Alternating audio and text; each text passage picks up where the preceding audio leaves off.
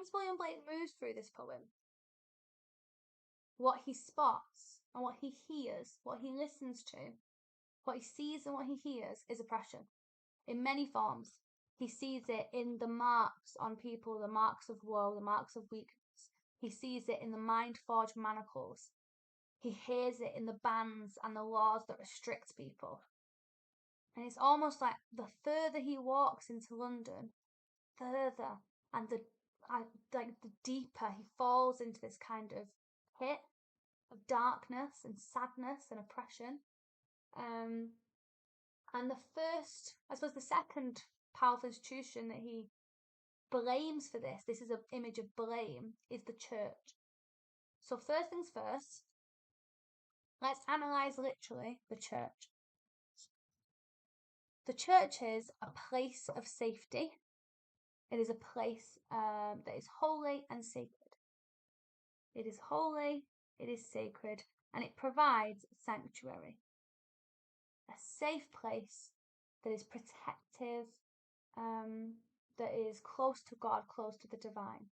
And the church is often linked to ideas of philanthropy.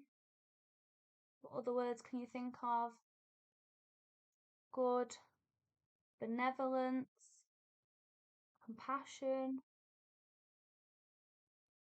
So we should have that image, and it is ultimately linked to the divine. It is holy, it is sacred, it is divine. But in contrast, we have the image of a blackening church. If something is blackened, it is a very specific action. So if you make like blackened chicken, or if you notice that wood is a great example of wood has been blackened, that means it has been damaged by fire, or it's been like given to the fire. So blackening is something that happens after fire. In other words, it means burn. Yeah, the blackening is the darkening of the thing that was put in the fire, because that is what fires do. That eventually it all breaks off and creates ash. If something is burnt, once it becomes ash, it's pretty much destroyed. It has been consumed by the fire, by the flame. So we have this image of destruction, we have this image of something being kind of lost. But equally, with this image of fire, what else comes to your brain? We've seen that image of fire multiple times. Well done if you've thought damnation. Or in other words, hell. We have this image of flame, this image of hell. When you think of hell, what do you think of? List 3 words. When I think of hell, I think of sin, immorality, and corruption. So this image is entirely opposite to this image. That while the church should be this, it is actually becoming more like this. It is a blackening church, because he believes the church is causing oppression. It is causing this, because it is not providing this. So let's think about what that ash is. What has been destroyed? Well, probably benevolence, compassion, and philanthropy. As Blake's walking through London, he's not seeing much of this, is he? But he's seeing a lot of this. So London now is a place that is blackening, almost without the church, almost like the church is not providing the sanctuary that it should do. So he uses this oxymoron, these two opposite images, to represent that. So just to be super clear, our literal analysis was this. Blackening means something that's burnt, becomes ash, therefore destroyed. Church is often holy, it's a sanctuary, etc. These ideas are what they represent. Fire makes us think of hell, sin, immorality, corruption.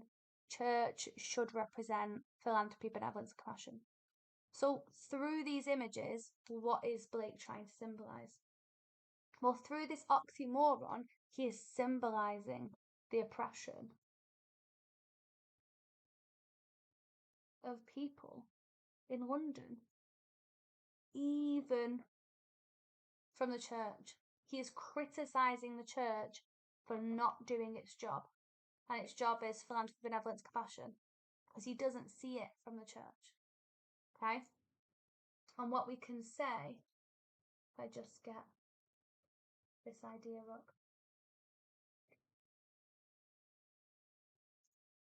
What we can say is what Blake ultimately wants to show is the conflict that exists between what we want, between kind of the vision for freedom and the reality of the world. Okay? The people are imprisoned by oppressive chartering and by proxy the rules, systems, and laws of London. Blake, who believed in the superiority of nature and the freedom of the individual, he uses this kind of idea of kind of flow, kind of images of church to show what it could be, what it should be, and what it's becoming. So he is exposing the conflict between his desire for what and the reality of something else. He's exposing the conflict between his desire for freedom and liberation. Remember, romantic poems largely believed in the power of nature and the freedom of the individual. It's all about the individual experience. He desires this freedom, but he's faced with the reality of oppression. So that is your symbolic idea. He is exposing the conflict between his desire for freedom and the reality of oppression. Good job.